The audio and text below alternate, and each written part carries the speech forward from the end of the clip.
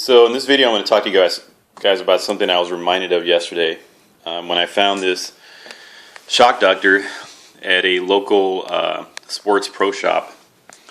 I found this at Kimmel Athletics, and they were closing it out.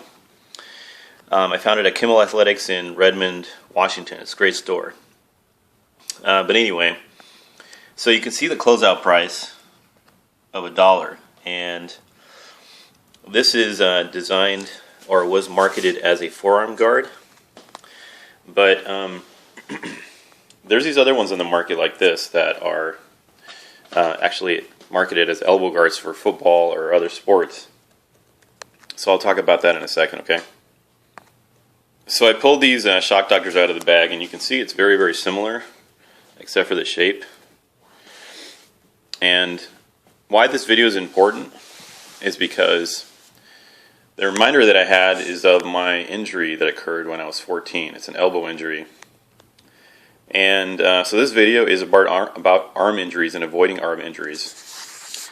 And it's something that as young players we don't think about as much because we think we're invulnerable at that age. Nothing has happened to us yet, and we don't have the concept or understand our vulnerability to injury.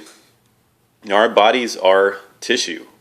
We're not made out of steel, we're not made out of titanium or anything else like that, or thermoplastic composite, whatever, what you guys swing your bats with.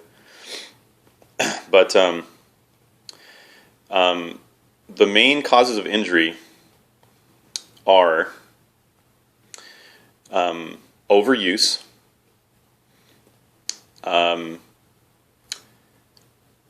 wrong mechanics or bad mechanics, and throwing breaking pitches and other types of pitches other than fastballs before you're ready, other than straight fastballs before you're ready. So I'm going to stop here for a minute and show you and talk to you more about these things right here. So I threw this thing on my forearm. You can see that it's kind of old because I used it in the early 2000s when I was still playing, and this is the only way that I could throw because of my elbow injury. I overthrew, and I didn't have the right mechanics, and I was probably even throwing some pitches when my arm was sore that I shouldn't have been throwing, especially. But my growth plate hadn't fully hardened. I wasn't ready. I'll have other videos on that, and I mentioned in another video as well. But you really have to think about that. This added the support that made it possible for me to throw with less pain in order for me to have any kind of playing experience, after high school. So, and even in high school, my elbow was hurting. I couldn't pitch anymore. I primarily, I guess I still had a strong arm for high school, but I couldn't pitch anymore. I never got up to velocity. I never got up to durability, stamina as a pitcher. So it's very important that you do not overthrow. You don't throw the bad pitches, or you don't throw pitches before you're ready.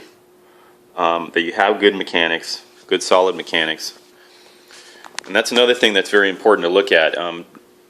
Pitching mechanics is the toughest thing to teach, and it's the most advanced knowledge that a baseball player can have and that coaches can have. It takes somebody that really, really understands and is very experienced with pitching to teach the right mechanics. So I'll talk more about that in other videos, and you can do some research online, but be very, very careful who you take information from. So that's my video for today, and again, like, subscribe, comment, and we'll see you next time.